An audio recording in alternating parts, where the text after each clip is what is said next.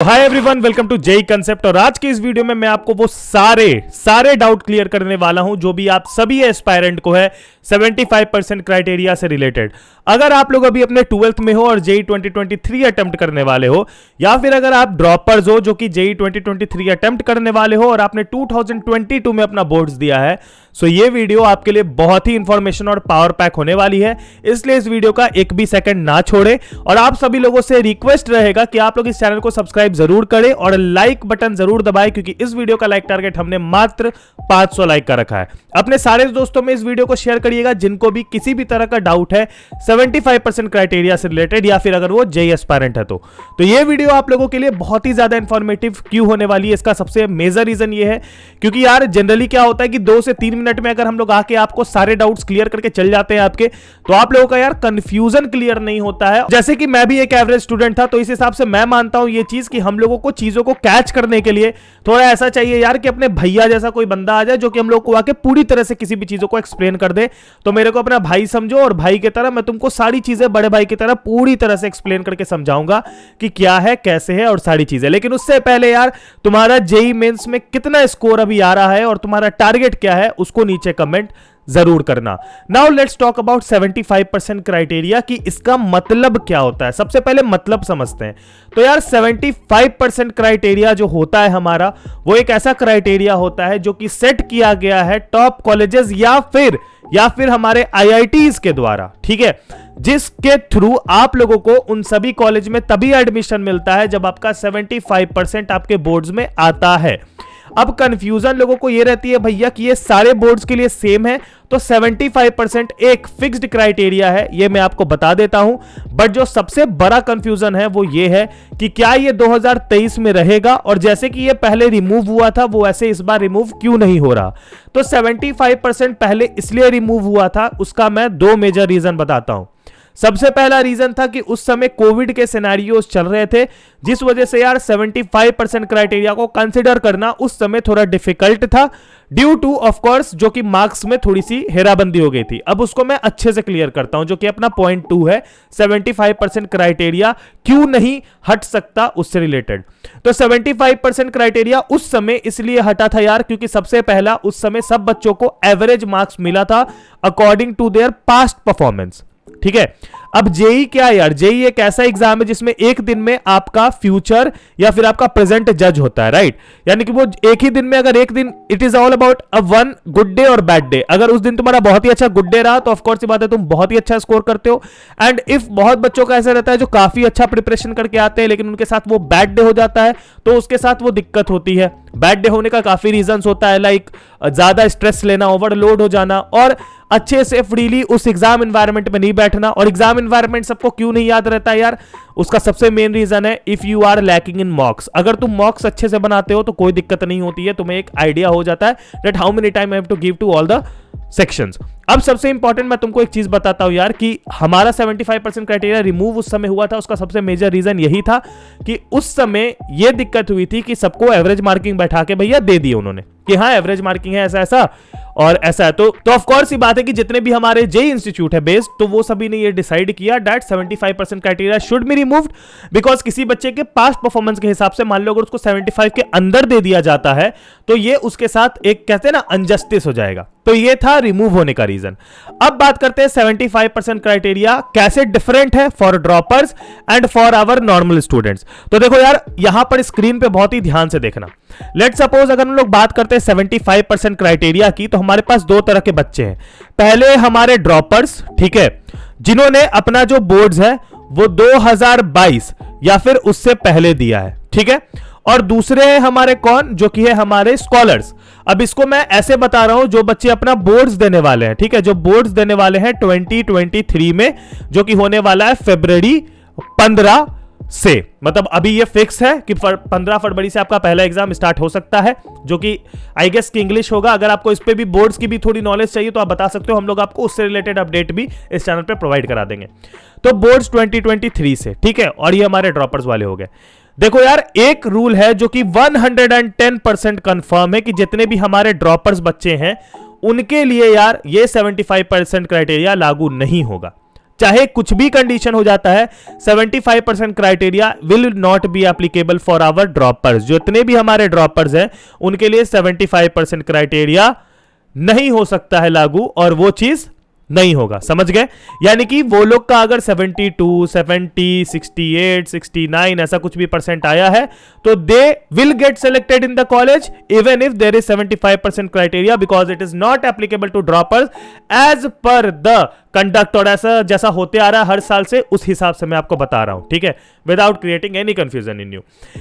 तो ड्रॉपर्स जितने भी है हमारे यार, यहां पर तुम अपनी राहत की सांस ले लो, बिकॉज तुम्हारे साथ अगर ऐसा हुआ था कि 2023 बोर्ड्स 2022 बोर्ड्स अच्छा नहीं गया था और किसी कारणवश तुम्हारा कम परसेंटेज आया था, लेकिन but there is a criteria कि 60 प्लस होना चाहिए सब में, सारे सब्जेक्ट्स में।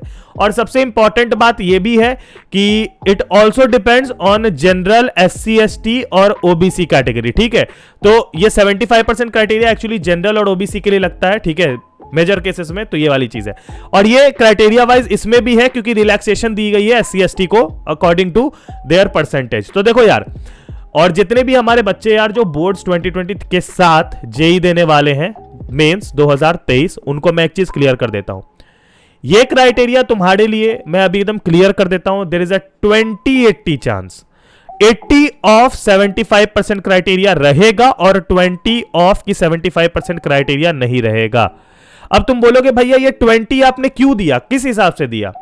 तो ये जो है ना, ये बस वो वाला हिट एंड ट्रायल कह सकते हो इसको, कि इसमें हम लोगों ने एक जजमेंट लिया कि व्हाट इफ, ठीक है, एक व्हाट इफ सोच के चल रहे हैं कि अगर कुछ ऐसा हो जाता है, जो कि भगवान करे ना हो, लेकिन अगर कुछ ऐसा हो जाता है देयर माइट बी कि 75% क्राइटेरिया रिमूव हो जाए, ठीक है। जैसे रिजल्ट लेट होना, जैसे किसी भी आपदा का आना, जैसे कोई भी प्रॉब्लम आना, एग्जामिनेशन में कोई दिक्कत आना, कोई भी तरह की गफलाबाजी हो जाना, तो ये सब अगर होता है तो वहां पर देयर इज अ चांस कि 75% क्राइटेरिया रिमूव हो जाता है। तो वो 20 लिया हमने, बिकॉज ये क्या है, व्हाट इफ सिचुएशन, ये हो सकता है, ये होगा इसकी गारंटी नहीं है।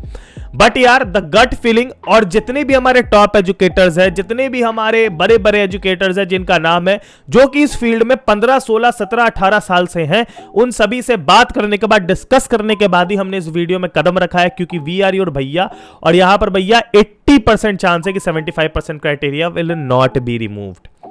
तो भैया करना क्या है, अगर रिमूव नहीं होगा तो करना क्या है? तो सबसे गजब बात यही है और सबसे मतलब अजीब बात यही है कि लोग जो 75% क्राइटेरिया, देखो ड्रॉपर्स को कंफ्यूजन हो सकता था, मैं मानता हूं कि ड्रॉपर्स के साथ ये कंफ्यूजन था, तो मैं मान गया कि चलो ड्रॉपर्स को तो हमने साइड कर दिया। बट यार जितने भी हमारे बोर्ड्स 2023 वाले, मेरे को उनका नहीं समझ में आ रहा। देखो यार, अभी तुम्हारे एग्जाम जो है फरवरी 15 से स्टार्ट होने को है, ठीक है। तुम ऑलरेडी अगर JEE की प्रिपरेशन कर रहे हो यार, तो तुम बोर्ड्स का तो अल्टीमेटली पढ़ ही रहे हो ना। अच्छा, तुम न्यूमेरिकल्स बहुत ज्यादा बनाते हो, तुम NCERT नहीं छूते हो, मैं मान गया, लेकिन मैं इतना भी गारंटी ले सकता हूं कि 80% ऑफ द JEE एस्पायरेंट जो है वो JEE मेंस के लिए NCERT पे निर्भर होते हैं। तो अगर तुमने NCERT के सारे थ्योरी कर रखे हैं, सब कुछ कर रखे हैं, तो तुम्हें टेंशन लेने की जरूरत नहीं है, because you can easily score 85% plus. अगर तुम इस साल NCERT को ब्रीफली पढ़ो, एक्सप्लेन्ड वे में पढ़ो, इंटीरियर तक पढ़ो, तो तुम आराम से 85% प्लस स्कोर कर सकते हो। इसकी गारंटी मैं ले सकता हूं। क्यों ले सकता हूं? मैं तुमको बस 3 गोल्डन टिप अभी देने वाला हूं। वो सबसे पहला कि NCERT के एक्टिविटीज को इस बार टॉप प्रायोरिटी पे रखना। सैंपल पेपर एनालाइज करने के बाद बोर्ड्स का मैंने ये चीज बिल्कुल अच्छे तरीके से समझ लिया है कि दैट द एक्टिविटीज से इस बार बहुत नेक्स्ट लेवल क्वेश्चंस बनाए गए हैं। सेकंड थिंग है कि बुक का हर एक लाइन इस साल इंपॉर्टेंट है, क्योंकि काफी ऐसे क्वेश्चन थे जो कि मैंने NCERT बुक से डायरेक्ट मिलाए, काफी ऐसे कॉन्सेप्ट थे जो कि आप जनरली इग्नोर करते हो, और वो कॉन्सेप्ट भी इसने पूछा है, क्योंकि या तो उसने केस स्टडी, एक्टिविटी, इन सभी में दे दिया है।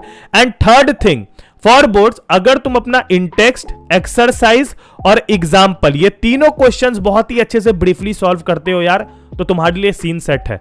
मतलब तुम इजीली निकल सकते हो। केमिस्ट्री में आई कैन टेक 100% गारंटी, यहां पे मैं 100% गारंटी लेता हूं कि केमिस्ट्री में अगर तुम इंटेक्स्ट, एक्सरसाइज और एग्जाम्पल बना के जाते हो यार, तो तुम्हारा आराम से 85 प्लस स्कोर हो जाएगा ओवरऑल, क्योंकि प्रैक्टिकल का तो तुम्हें फुल मिलना ही है तुम्हें पता ही होगा, ठीक है।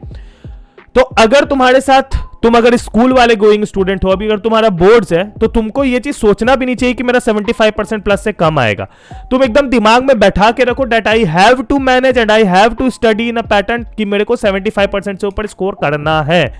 तुमको ये सोच के चलना पड़ेगा, क्योंकि यार देखो, हम लोग व्हाट इफ के हिसाब से रह भी नहीं सकते, और हम लोग बोर्ड्स में भी कम नहीं सोच सकते, क्योंकि इन केस अगर सेकंड ऑप्शन लेना भी पड़ जाता है तुमको किसी गवर्नमेंट कॉलेज के अलावा, तो वहां पर काफी ऐसे कॉलेज है जो तुम्हारे बोर्ड्स के मार्क्स पे भी मेरिट लिस्ट पे उठाते हैं। ठीक है, आज से 2 साल पहले जब सिनेरियो ये वाला चल रहा था यार, तो लिटरली आपके बैंगलोर के बहुत सारे कॉलेज ने बोर्ड्स के मेरिट लिस्ट से उठाया था, बोर्ड्स के मार्क्स से उठाया था।